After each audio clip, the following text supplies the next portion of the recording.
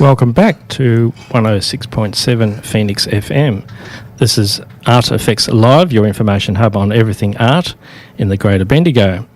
Our show segments are start with Art Compass, where we listen in on the directions of great Australian artists discussing their inspirations and methods. That's followed by Art News, where that's what's current in and around the Greater Bendigo, followed by Art Relief. There we try to cover how art can improve our mental health. Then we have Things to See that are coming up, where you can get out and go for a stroll and check out the new creations around the Greater Bendigo. Art Resources to help you in different art mediums that you might wish to try. We have Art of Voice, where I open debate on subjects such as graffiti, art censorship, and what art actually is. And if we have enough time left, I'll talk about what's been going on with me in this amazing world of expression. Now, as art is mostly a visual medium, we have a Facebook page for you to see what we've been talking about, and so we can share our thoughts and perhaps learn something new in the art world. The page links to most of the things happening in the Greater Bendigo. And it's also my hope that it inspires you to do something creative. You can access the page via the Phoenix FM web page.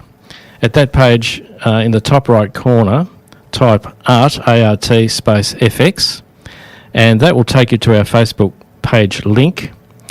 From there, you can leave comments on what you're seeing, something about art that might interest you, and if it's relevant, we can later on discuss it on the following week's show. Okay, so you can also listen to our weekly podcast through the Artifacts link on the same page. Now let's begin with Art Compass, where we can learn from the great artists that share their insights into the different aspects of their craft. This week it's Australian artist and renowned bushman, Jack Absalom. He was the recipient of various awards, including the Australian Achiever of the Year Award in 1988 and the Advance Australia Award in 1995, both acknowledging his contribution to art. Broken Hill Citizenship Award he received also for his promotion of Broken Hill, and he got the Medal of Order of Australia in 2006, so well recognised, well respected, and amazing guy. Sadly, Jack passed away in March 2019 at the magnificent age of 91. His representations of the outback in his landscape paintings are totally magnificent, reflecting the vibrant colours and strong tone contrasts that you'll see in many of the places he camped out at. In this interview, Jack talks about how he motored his way out to the bush and some of the strange occurrences he experienced along the way. As well as a masterful landscape painter, Jack was a riveting storyteller.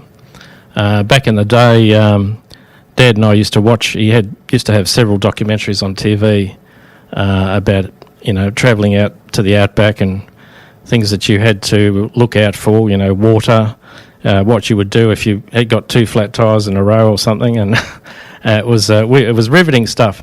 But anyway, have a listen in. This is Jack talking about some of the things that he used to get up to.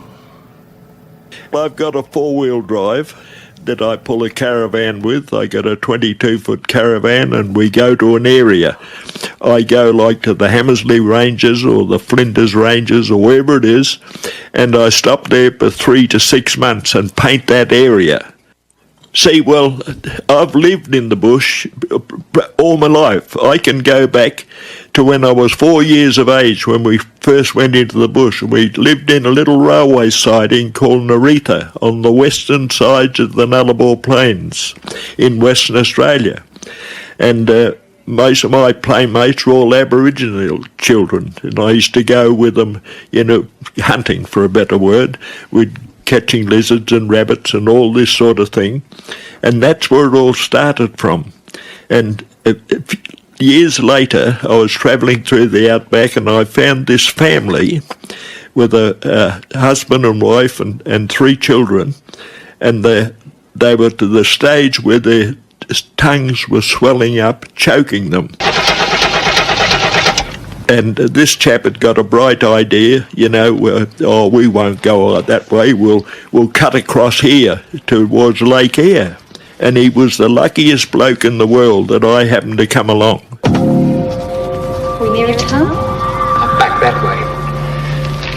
Maybe there's a homestead up ahead. Don't you know what's wrong with it?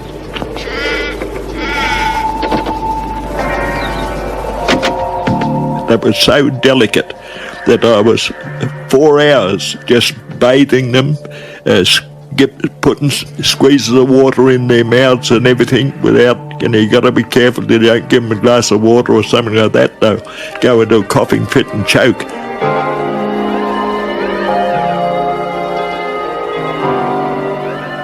Anyway, when I got him back, I blew hell out of this bloke. And he was a Sydney solicitor. I said to him, why didn't you go and get a book on how to travel in the outback safely? For God's sake, this is terrible. Anyway, he said, look, I tried everywhere and I couldn't buy a book. So I rang up when I got home, I rang a firm in Adelaide and I said, look, I want a book on how to travel safely in the bush. And this chap who I'd known for years, he said, Jack, there's none. I said, what? He said, there's not a book on that. So I sat down and in 10 days I wrote Safe Outback Travel. Isn't this marvellous? To be alone in such a landscape as this. It's something I feel that every Australian should have the opportunity of doing, because this is unique. But beneath all that beauty, there is the harshness. It's part of the beauty. But you must constantly be aware, if you want to travel this outback of Australia, that there can be danger.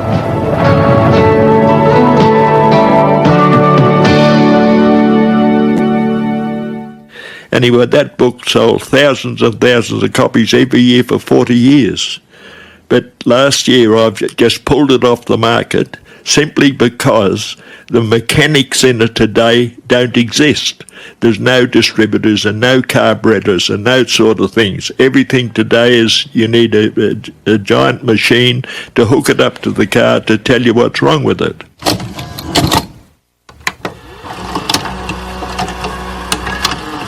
I believe that any car made for Australian conditions, you must have at least 3 alternative ways of starting it. Now, I believe every car should have a crank handle.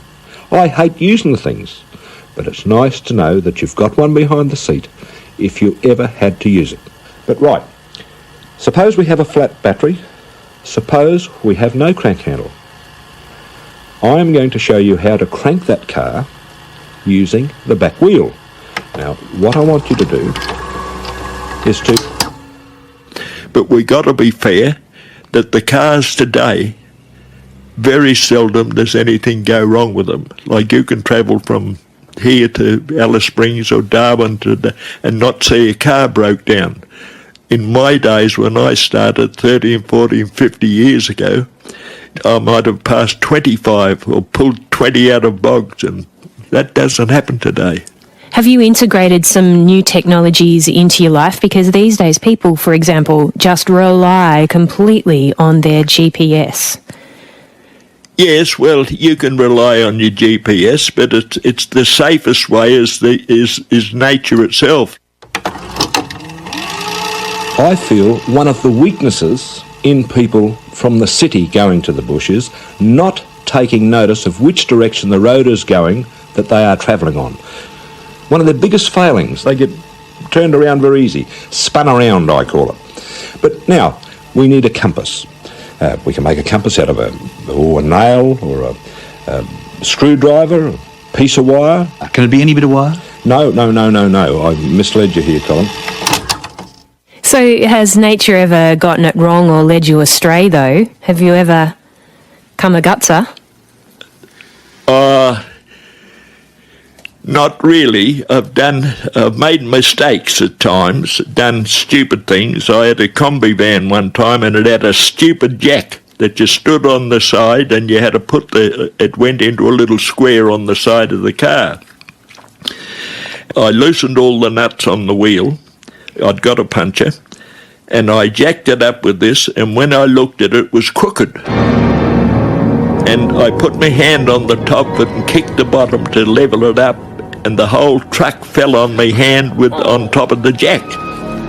So here I am, pinned with me hand on the top of the jack with the car on top of it. And me eldest son, he was only 4 at the time, he was with me, and I'm saying to him,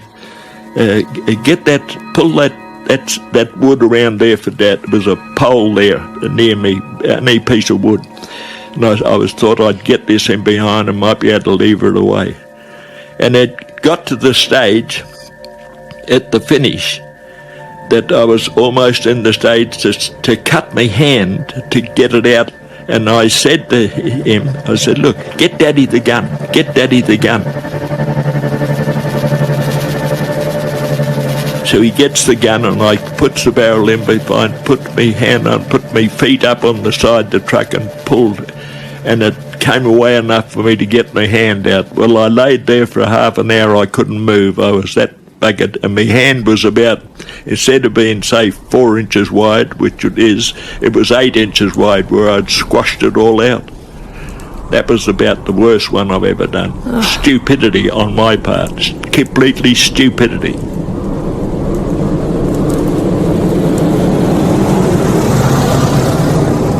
Jack Absalom from the past. If I have a claim to anything, I'm a reasonably good bushman.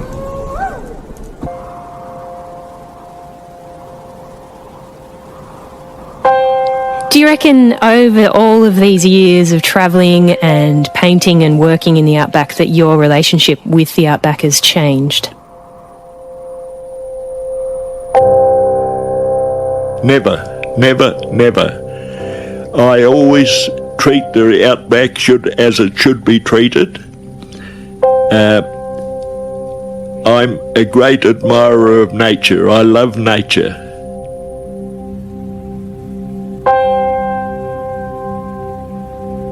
I have a big collection of opal. Nature made all that. I can get a piece of opal and look at that. We cannot do that. We could not do what nature's done.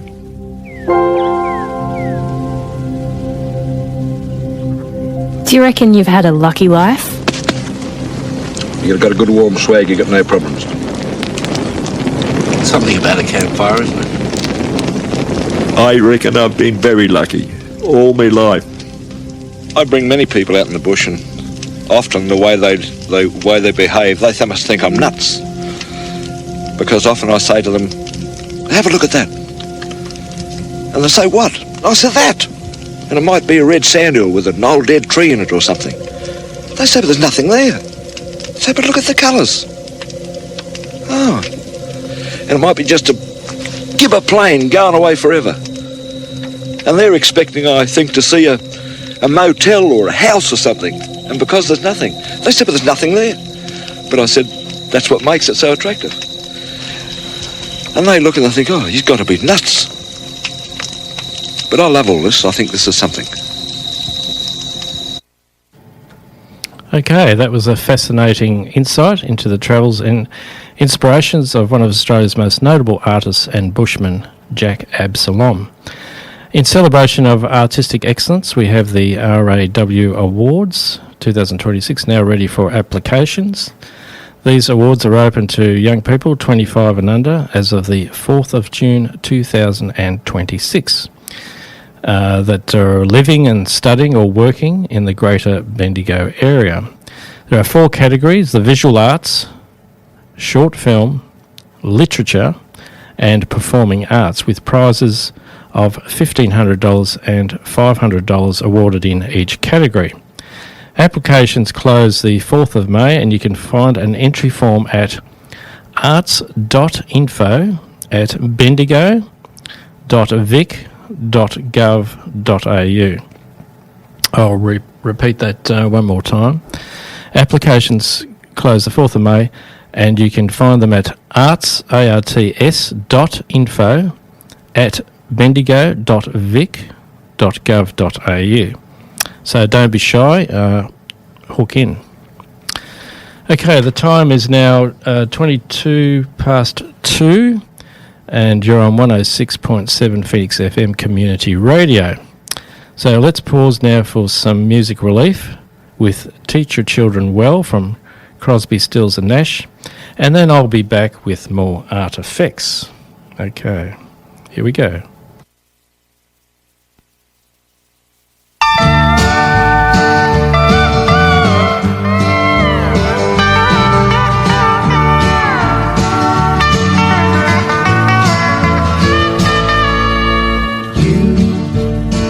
Who are on the road must have a code that you can live by, and so become yourself, because the past is just a goodbye.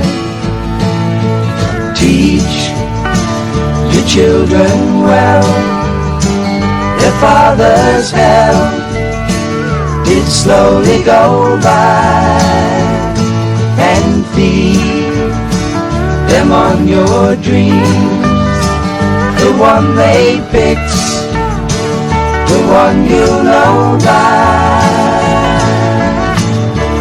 Don't you ever ask them why, if they told you you would cry, so just look at them and sigh.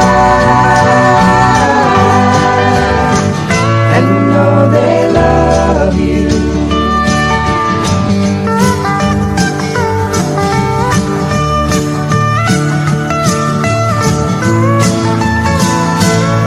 And you of tender years can't know the fears that your elders grew by, and so please help them with your youth.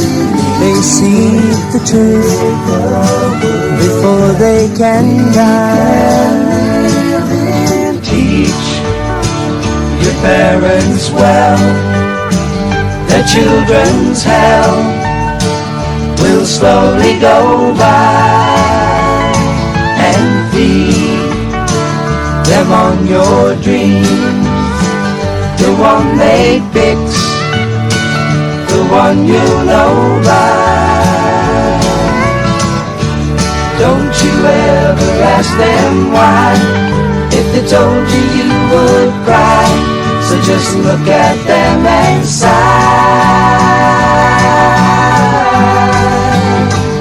And know they love you.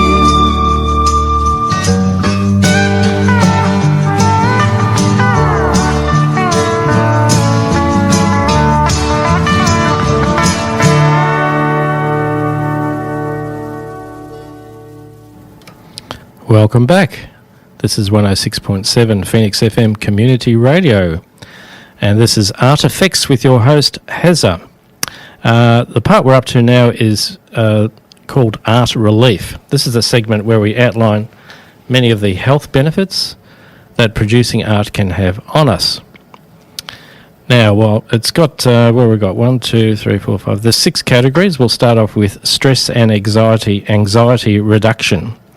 Creating art such as painting or drawing acts as a form of meditation that reduces stress and helps manage anxiety. And it does. If you sit down under a tree or in the backyard and you've got a sketchbook and a pencil or charcoal or whatever, and you're sketching away, you're not thinking of anything else. You're just, you're in a world of your own. You're concentrating on what you're looking at. And it definitely does. It is a relaxing exercise. The next one is emotional regulation and processing. Art allows for the safe expression of complex, often unspoken emotions, helping individuals process trauma and improve their mood. And it's true. You feel better after you've. Look, it doesn't have to be drawing. You could be doing anything, cutting out, paper shapes or playing around with some clay or something like that. Once you've completed the task, you just feel good afterwards. The next one's brain function and relaxation. The creative process can increase blood flow to areas of the brain associated with pleasure and reward. So that's more on the science side of things. I can't vouch for that, but certainly that's what the science is telling us, that it's good for blood flow. Boosts self-esteem and confidence. Completing art projects gives one a sense of accomplishment, which strengthens self-worth and makes you feel better. The next one's mindfulness and focus. The act of creating encourages being present in the moment, offering a break from daily worries and negative thinking patterns. And you can. It happens to. I'm sure it happens to everyone. You're walking around and you've got this thing circling in your head. It doesn't seem to go away. It's like a stuck record, and you're thinking, oh, God, how am I going to get away from this? I need to relax, and art certainly helps that. Social connection. Participating in group art activities helps combat loneliness and fosters a sense of community. And we see that in a lot of these retirement homes. They've all, I think I've actually been to visit a few, and every single one that I visited had these programs of art where they got people, making something or trying to draw something, or sometimes they had someone playing an instrument and they would all listen in and see how that person did it. Even simple non-professional engagement with art, such as sketching, colouring and visiting a gallery, can significantly improve emotional resilience and overall well-being. So just, wandering around a gallery, it's relaxing, and you're looking at things and you're going, oh yeah, wow, I never thought of looking at something like that. It's a very cool situation. Okay, now we're going to go off to another message coming up, and then I'll be back with more artifacts. Okay, I hope you're having a great day, and here's another message coming through. Sponsoring Phoenix FM. MadCow isn't just about care, it's about opportunity. As a local Bendigo charity, MadCow provides NDIS and home care services, while also offering employment to Karen refugees and others facing barriers to work. Every service, from gardening to speech pathology, helps fund homeless support in our region. Call 5441 4747 or go to madcow.org.au. That's 5441 4747 and madcow.org.au. Sponsoring Phoenix FM. On top of the hill in Milroy Street sits one of Bendigo's most inviting and friendly pubs, the Old Boundary Hotel. Our historic building is open 7 days a week, and we always welcome you with hometown hospitality and friendly faces. Whether you come for one of our mouthwatering meals in our beautiful bistro or just to catch up with mates in our historic bar, you're all part of our family at the Old Boundary Hotel, top of the hill, 2 Milroy Street, Bendigo. Just pop in or book on 5442 6502 or visit oldboundaryhotel.com.au. Okay, you're back with Hazza on Artifacts. I hope you're having a great time while listening, and you may not realise it, but there's plenty of things going on in the art world right here in the Greater Bendigo. So hang in there for our list of things to see a little bit later. And it's quite a list. There's no way I could get through it all in the time I'm allotted, but there are places you can go to catch up on the rest of it where you might find something that I haven't mentioned. Now, the Bendigo Art Gallery, as you know, is closed for major development until 2028. Now, while the main site is inaccessible, you can still explore the online collection. And I've had a look and it's awesome. The gallery is hosting various off-site events as well, and different programs. So as an alternative, the online collection is available via Facebook or Instagram. So just type in Bendigo Gallery on either Facebook or Instagram, and it'll take you pretty much straight there. Now, we have some great news for the local artists in Bendigo. They can receive a significant boost through a combination of targeted grant funding, public art commissions and exhibition opportunities designed to increase their profile and stimulate the local economy. Key initiatives providing the boost for these funds are the Eat, Drink Art Program, a 2026 iteration planned for View Street. Next we have the Creative Lab Small Grants. Emerging artists can receive up to $4,000 for new collaborations, research and creative development. Recent recipients have used these grants for projects ranging from stop-motion animation to theatre and video production. And that's one area that your host, myself, I'm quite interested in. And over the years I've done a lot of, not so much animation, but been involved in media creation. Next we have the Sprout Small Grants Program, administered by the Bendigo Venues and Events. This program supports local artists in presenting new work. It focuses on fostering innovation and career development. Next we have Artists on View and Live on View. These programs provide local artists and musicians with venue access, technical support, which always comes in handy, and promotion to showcase their work, including a $1,000 grant for exhibition costs. Fantastic. Next we have Regional Arts Fund. This is a big one. It's a $5 million program which is in place to help regional artists develop new, high-quality events and performances. I'm guessing that's like laser shows or big theatre production or street productions or festivals and that sort of thing. Community activation grants, open artists. It's open to artists in the city of the Greater Bendigo for projects like pop-up art, workshops and street art. These initiatives aim to boast local talent, create a more vibrant city centre and connect artists with new audiences. Okay, we'll be up with more art effects with Things to See straight after this message. So here we go. Let's try this one. Hey Megs, what's up, Langers? Let's do a radio show. What will we talk about? We are witty, we will wing it. We will recap the weekend, news and sport, travel, food, gardening and pets. And we can even play some music. There'll be something for everyone. Perk up! Every second Monday morning, 7 to 9 a.m. With Langers and Megs on Phoenix FM, the voice of your community. Perk up! Okay, the time is 2:35 and you're on 106.7 Phoenix FM, your community radio with Art Effects. We're now at Things to See. This is part of the show where we take a peek into exhibitions we can visit and uncover some of the fascinating works happening in our creative community. We've got the Australian Children's Laureate, 21st of March 2026 at the Bendigo Town Hall, an event announcing the new 2026 to 2027 laureates. Then there's All That Is Alive at La Trobe Art Institute. That runs that's been running from the 25th of Feb to the 10th of May.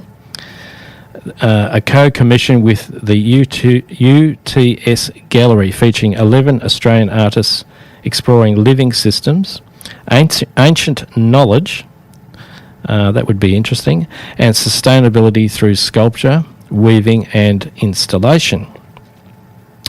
Then we have My Blood Sings Old Songs at the La Trobe Art Institute. That's coming up actually, rather. That's from the 20th of May to the 9th of August, curated by Maya Hodge. This exhibition features First Nations artists like Atong Atem and Sonia Hodge. Now, further down the list a bit, we've got Eat, Drink Art on View Street. That's from the 4th of April to the 2nd of August this year.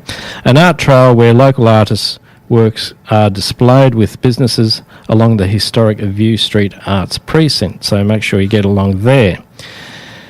Then we've got the Curiosity exhibition, It's a building breakthrough in Lego bricks. That's been running from the 3rd of March, and that will run till the 29th of November. Hosted at the Discovery Science and Technology Centre, this exhibition showcases intricate Lego art and architectural builds, so the kids would love that. And it brings back, if anyone says Lego blocks, I still think of the ones that I stepped on in my bare feet when the kids were running around years ago when they were toddlers. Boy, did they hurt. Next we have Bendigo Easter Art Show from the 3rd to the 6th of April, held at the Bendigo Town Hall. This is one of Victoria's largest community art shows, featuring over 750 paintings for display and sale. So, wow, if you're into paintings and you're even looking to maybe purchase something, that's the place to go. Then we have Talking Pictures, a gallery giggles.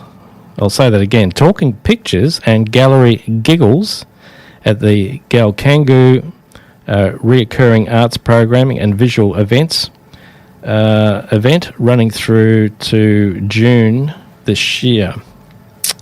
Okay. Top attractions and events for March 2026. Here we go. Cultural and heritage. Visit the Golden Dragon Museum. I think someone in the studio just mentioned they're going to explore that. To explore Chinese history. That's at the Bendigo Joss House Temple. And the massive Great Stupa of Universal Compassion. Man, if you've got friends coming up to Bendigo, they've got to see the Great Stupa. It's just fantastic. It's massive. It's huge. It's free. The people that run it are beautiful, and I highly recommend it. We've got Gold Rush history. Go underground at the Central Deborah Gold Mine and try panning for gold. I've done that. That was a lot of fun. And wow, those tunnels, they just go for miles. It's just that was a real eye opener for me. Outdoor and leisure, take a vintage talking tram tour, explore the Bendigo Botanical Gardens, or take a walk around Lake Waroona, which is a beautiful lake. They do a bit of competition canoeing there, and you can. There's lots of people just walk around with their dogs, admiring the beautiful parks, the flowers, the trees, and all that. To me, it's one of the most beautiful lakes you could wish to see. For art shopping, visit the Bendigo Art Gallery shop along View Street. I'm pretty sure that's open. Now we have, where are we? It's 22, we've got 20 to 3. Okay. We've got Perfect Imperfect, Celebrate Art Wine Connections at the opening of the Stephen Stanley's upcoming solar art exhibition, Perfectly Imperfect, a showcase of new works inspired by nature and shadow and light within us all. That's until the 13th of April. And, of course, you can drop into Bendigo Pottery. Open 6 days a week from 10 till 4, but it is closed Tuesdays, okay? And which can catch you out if you think, it'll be open all week. No, they have a day off on the Tuesday. It's Australia's oldest pottery, and it includes pottery demonstrations, clay play, paint a piece, artist gallery, antiques and collectibles. They've got disabled facilities, which is excellent, and parking for cars, coaches and caravans are all provided for. Now, there's a little bit here. Joel O'Connor and Sean Stoner, who grew up in Bendigo Malden, edited an anthology called Millennium Poets, capturing the poetry scene of Fitzroy in the late 1990s. And they've spent the past year talking to poets involved with and their children, who are also poets, so it runs in the family. And they're putting out a new book that has integrational and heavily influenced by can-do art collective attitude that's coming from Central Victorian, and they're working. They've put that together. That's at the Empress. The Empress Hotel in Fitzroy, Melbourne, was the key venue where the original poetry readings happened, leading to the assembly of the first anthology, which will be hosting the launch of the new book on Saturday the 28th of March. So if you're into poetry, get on down there. Joel and Sean are working with the poets to promote the anthologies and try to arrange reviews of the books and interviews to share their readings, tell their own stories about their connection to the original Millennium Poets scene, its significance to them, and their experience and thoughts on the rich place that poetry holds in the hearts of this artistic city. Love poetry, love poetry. Now, there's a heap more things to see in our Greater Bendigo. If you click into the Artifacts Facebook page, hyperlink, or simply just type Connect Greater Bendigo. So it's Connect Greater Bendigo, all one word, lowercase, .com.au/events. Now, if you type that into your browser, you will that will take you there, and you can see everything that's on. As I say, I'm just the tip of the iceberg on all these things. It's the Greater Bendigo is it's got so many things happening. It's just not to be missed. All right, I'm going to have a little break. We've got here's some Susie Quattro stumbling in, and then we're back with Art Resources. So Susie's going to be stumbling in right now. Our love is alive, and so we begin, foolishly laying our hearts on the table, stumbling in. Our love is a flame, burning within. Now and then, firelight will catch us, stumbling in. Wherever you go, whatever you do, you know these reckless thoughts of mine are following you. I've fallen for you, whatever you do, 'cause baby you've shown me so many things that I never knew. Whatever it takes, baby, I'll do it for you. Our love is alive, and so we begin, foolishly laying our hearts on the table, stumbling in. Our love is a flame, burning within. Now and then, firelight will catch us, stumbling in.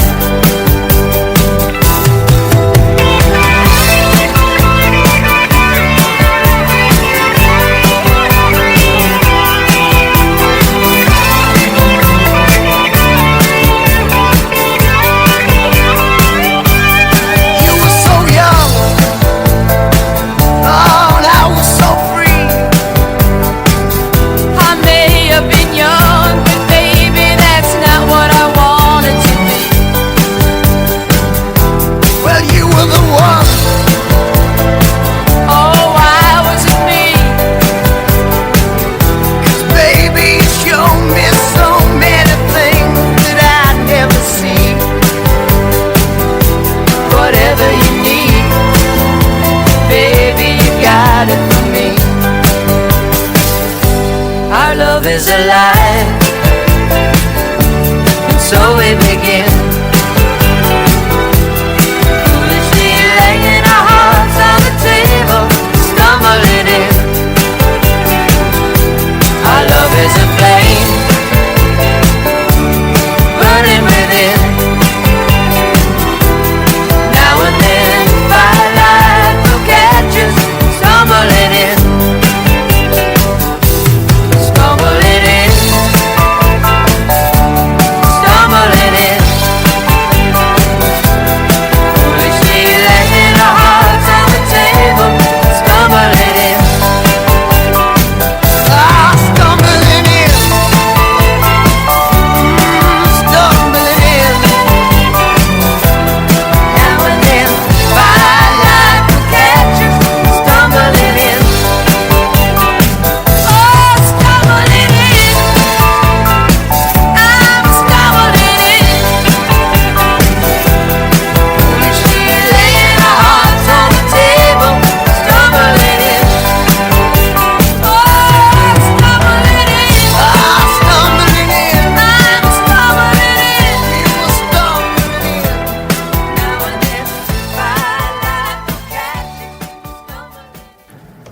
Okay, the time is now 2:48 p.m. and you're on 106.7 Phoenix FM, your community radio. Welcome back to Artifacts. I'm your host Hazza, and this is your weekly window into the world of art. And this segment I talk about basic art resources, the tools you need and the multimedia that can help inspire you and get those creative tingles you had into action. Now, they're pretty basic. I'll just touch on them. Most of the big retail stores have a good assortment of art materials. And for free and budget supplies, try Facebook Marketplace. You can find just about anything you want there, and a lot of it can be for free if you look around. Then we have the Sunday Bendigo Market. That's got a great enclave of reused materials and equipment. Drawing tools, I would suggest. Sketchbooks with smooth paper, preferably a fine grain for sketching. Graphite pencils, I would suggest HB, 2B, 4B and 6B. Also in your back pocket, carry a couple of fine line markers. Make sure they don't leak into your pocket. And some erasers. The kneaded ones are nice because they're a bit like putty, and you seem to get a bit more out of them. For painting, acrylics or watercolours are fine. Brushes of various sizes. Palettes, you can use plastic or what I use, I just cut up old used milk cartons. Cut them in half. I use those as I wash them out as pallets. And canvases or paper. Now, coloured pencils. Any will do, but look, if you can get hold of an old tin palette of Derwents, I remember those at school. Some of the kids had Derwents, and I had to try and colour in with these. I think it was the Coles brand or something, and they would always snap or tear the paper. They were terrible. But yeah, have a look around. There are different qualities of colour pencils. Oil pastels, just about anything will do there. The pigment in nearly all pastels are pretty good. So then with mixed media, you've got Mod Podge, modelling clay and recycled materials. Now, to get inspiration, I'll just mention this one. It's a free site on YouTube. If you can get into YouTube and you're after some instruction, you virtually type in, and if there's anything you want there, it's called Art School Live with Eric Roberts. And that's a massive database. He just interviews people as they're painting or drawing or whatever, and you can learn so much from it. It was my teaching school pretty much. I've been watching that for the last couple of years, and I'm pretty sure he's Canadian, Eric Roberts, but he's been doing art for, I'm guessing he's probably in his late 60s, a bit like me, or in his 70s, and he's been painting and drawing most of his life. And it's just brilliant the way he has artists, Australian, New Zealand, from all over the world, divulging their secrets and their little handy hints. You cannot go past that show to get for instruction. Now it's time for Art Voice, where I discuss the various issues in art today and how we can mitigate or discuss within our community possible solutions to these issues. Now, I haven't got much time left, so I'll have to be pretty speedy on this one. Last week, we covered a few areas on the subject of graffiti, and I think the consensus there was pretty much, it was a double-sided argument. A lot of people were saying, well, a graffiti on people's properties or government or whatever should be, they should intensify the fines and all that. And the same people also said that there should be incentives to give young people an area to express themselves and do more that way rather than just go out and tag things. Today I want to add a voice to the controversy of mixing art with politics. Should artists reflect their political stance through their art? In the 1960s it was Bob Dylan with the civil rights and the peace movement in the US. Beyonce, she had her album Lemonade, and other works have been recognised for addressing racism, police brutality and feminism. Public Enemy had pioneered political rap with aggressive social commentary on racism and media. Taylor Swift, in recent years, she had broken the political silence to support the LGBTQ rights and address political action in songs like Miss Americana and The Heartbreak Prince. Midnight Oil, known for anthems like Beds Are Burning, for the rights of Indigenous land rights of people, of Aboriginals, and lead singer Peter Garrett's activism in that area was well known. Red Gum, famous for the anti-war song I Was Only 19, highlighting the experience of the Vietnam veterans. Goanna, led by Shane Howard, who I've met, a lovely guy, known for Solid Rock, which focuses on Indigenous rights and racism. The list goes on, where the music by artists are including lyrics to bring awareness of what they believe is an important political issue that needs to be addressed. And boy, there's some big ones on the go at the moment, but I won't go there. Then, of course, there's the backswing to all of this, where politicians are using unauthorised music of artists to gain popularity and segments of the population they believe they need to acquire. So that's the politicians are doing the sneaky and without permission, just, dancing around to the tune of a band that are probably totally against that politician's views on things. The Rolling Stones, the band had repeatedly demanded that Donald Trump stop using "You can't always get what you want" at the rallies since 2016, eventually having to threaten him with legal action through BMI. REM vocally opposed the use of "It's the End of the World as We Know It" and "I Feel Fine" and "Everybody Hurts" by Trump in 2015, 2019, 2020. So, politicians abusing the rights of musicians just keeps going on. Let me know your thoughts on these issues by messaging me by email here at Phoenix FM, or leave a comment on the Artifacts Facebook page. Okay, just quickly, it's been another busy week for me, organising content for the show, scouting petrol stations for the best prices on fuel, which are still on the rise. Always mindful of the civilian casualties in war in the Middle East, and we'll all hope that will be resolved sooner than later, although, I don't know, there's some terrible things going on between, false information and all kinds of things. Later today, Kimber and I will be walking the Puggles, Ollie and Daisy, across a few of the native parks near our home. As I mentioned last week, my son Ozzy and I went to the Red Hot Summer Tour to hear our favourite Australian acts: Paul Kelly, Missy Higgins, Cruel Sea, Cat Empire, Casey Chambers and Jesse Hitchcock. And it was fantastic. The Bendigo Racecourse was a gem location on the day, with beautiful lawns, shaded areas and thousands of people in what I would call a gigantic, awesome Bendigo picnic. The Australian acts were world class on the day, as expected, and it really was a treat to be there. Big thanks to the organisers of that.